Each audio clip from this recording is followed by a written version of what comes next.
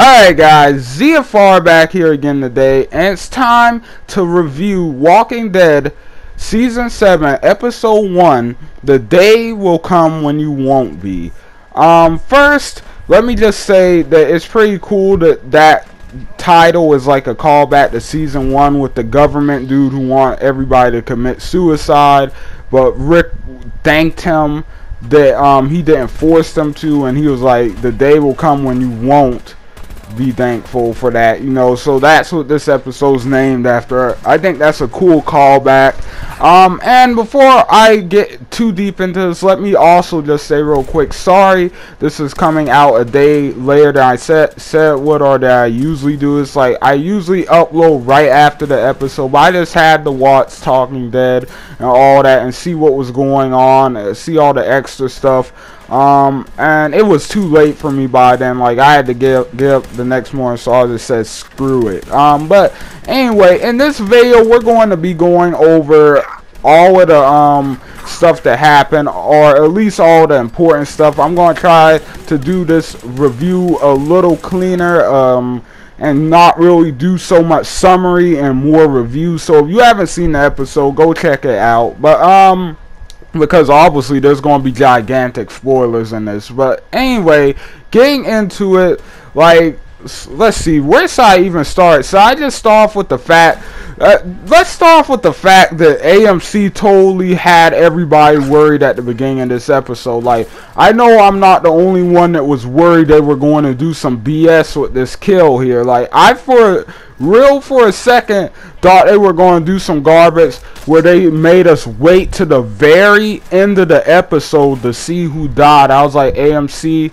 this is not cool, man. This is so not cool. Like, you will get so much hate if you do this. But I actually did like the way they did it. Let me also say, by making a huge statement, I'm going to make a real big statement here, guys.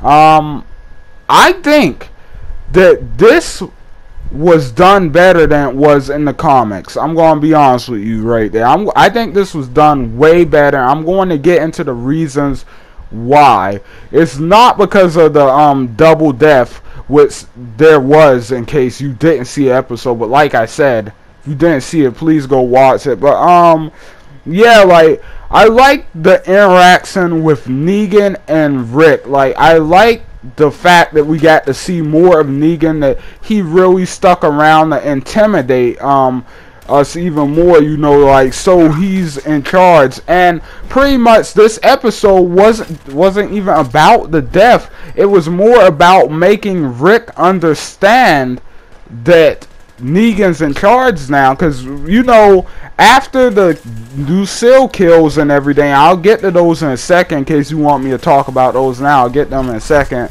But after those two kills, like, Rick is still resisting. Like, he still has this look, like Negan says towards the end, like his exact words were like, you're looking at me like I sit in your scrambled eggs. And that's true. Like, I mean, and anybody would. I mean, you just killed two of his friends, like his family, really. Like, so yeah, he's going to be kind of salty. He's going to have an opinion on you, you know. So Negan's like, well, I gotta get this guy in line, because if he's not in line, the rest of them won't fall in line. So he makes sure throughout this episode to try his best to break Rick, and it's not easy, but he manages to somewhat do it. And I'll even go over that a little more towards the end, because there's some interesting stuff there. But yeah, the Lucille kills, let's just talk about these. They were brutal. Like, I mean, they were really brutal. Like, freaking Abraham, I honestly didn't expect Abraham to get picked. If I'm being honest, I almost kind of wish they just went straight to Glenn. I'm going to be honest with you. Like, I mean, the double death wasn't bad in my opinion. It did make it a little worse, I will say that. But I feel like it was kind of an underwhelming way for Abraham to go. Like, I'm going to be honest. Like, I feel like that death was perfect for Glenn. But for Abraham, I feel like it wasn't I feel like it was still a really awesome death scene and everything. And he went out like a boss, like everybody's saying. But I always pictured Abraham going down fighting. Like, I mean, if I'm being honest, even in the comics, like, he didn't go down fighting, but like, you know, Kurtman said he wanted to change that. He wasn't happy with the way he wrote Abraham's death in the comics. So I was expecting something a little more action-packed for him. But at the same time, like, it was still a big shock to see him get picked. I was like, holy crap.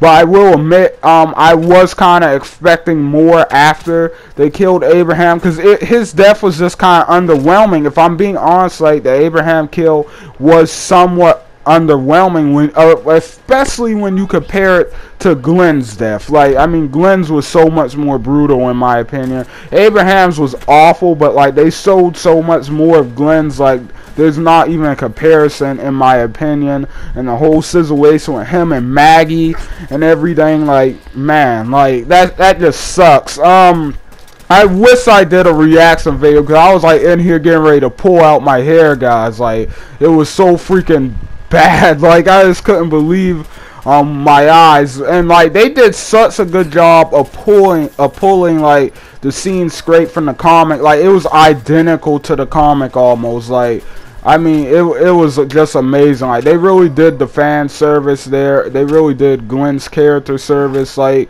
I mean, man, what a way to go. But back to Abraham for a second. One thing I found interesting that I didn't notice until I watched another video of it today. I just noticed this today, but he's actually holding up the peace sign for Salsa right before Negan hits him. So like, that's kind of a callback to a few episodes ago where he gave her the peace sign, where he broke up with Rosita, if I remember correctly. So yeah, that was really interesting to see that. That was an awesome moment. Like I said, Abraham still had an awesome death. Please don't think I'm saying Abraham's death was completely underwhelming. I'm just saying I think it would have been better if they took him out in a different way. Like, I mean, I feel like there was, I mean, I don't know, like, maybe this was for the better, because it did make it more clear that Negan wasn't messing around, and I did like that part of it.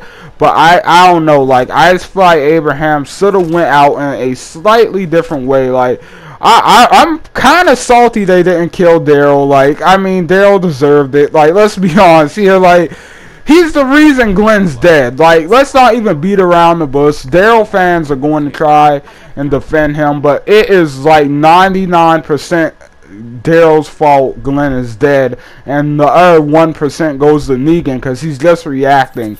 And you have to remember, throughout this whole thing, Negan isn't technically the complete bad guy here, even though he's enjoying this so much and having a lot of fun with it, which is really sick and twisted. Like, he's not the complete bad guy, because they murdered like 50 of his people. Like, I mean, that's a lot of dudes, like, to let go. Like, and I mean, you know, he's going to do something. So in a way, I'm not like, I might get some hate for this, but like, the survivors kind of did deserve this. Like, you can even argue that they deserved more than this. Like, I mean, but hey, like, they got off easy, and that's a relief for us, because we all know that they are better people than Negan at the end of the day. But like, at the same time, like, I'm just saying Negan was somewhat justified in doing all of this.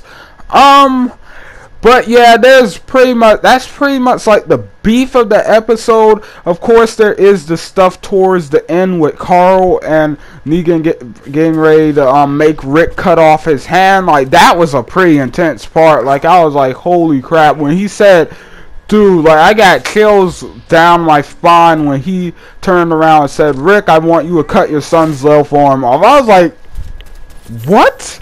And like, he realized how messed up what he was asking was. Like, Jeffrey Dean Morgan is definitely so far a better Negan than the comic books. Like, I know some people will disagree, but like, I feel like what we're seeing of him so far, one, we're getting more of him, and we're just getting to see him interact and really get into that role. Like, I'm just liking the way he's playing Negan. Like, it's freaking perfect, man. Like, but But yeah, you know, the whole thing with Rick almost having to cut off Carl's arm, it was just the final thing Negan did to kind of push Rick over the edge and break him down in front of all his people and make it clear, you work for me now, you do as I say, you belong to me. Like, I mean, that was just a really awesome way to kind of give that final push. You know, like I said, like, I really like the way they remixed a lot of parts in this episode.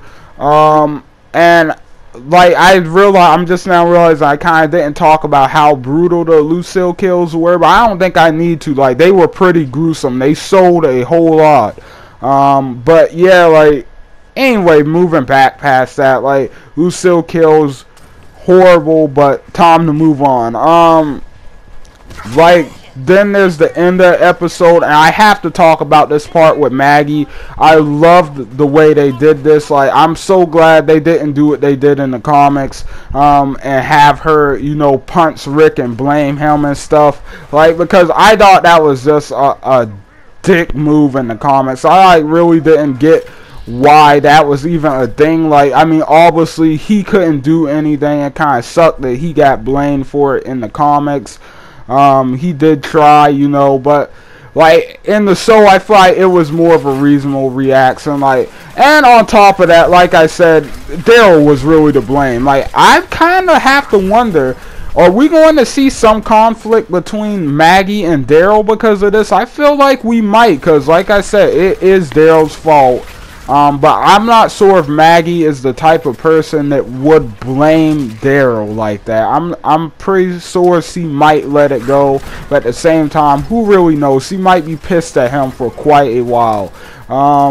And then of course there's Daryl, who gets taken by the Saviors, and this kind of leads into what I was saying in my last video, my live stream right before the premiere. I was saying that, like, there's going to be more Savior story this season, and this kind of confirms it, because now we have one of our main characters over there with the Saviors. Like, the Saviors could have had an episode all to themselves already as it is, RE2 or 3, but now that they have Daryl, like, who knows, we might see a lot of them this season, which I think is going to be awesome, because it's going to flush them out a lot more than it did in the comics.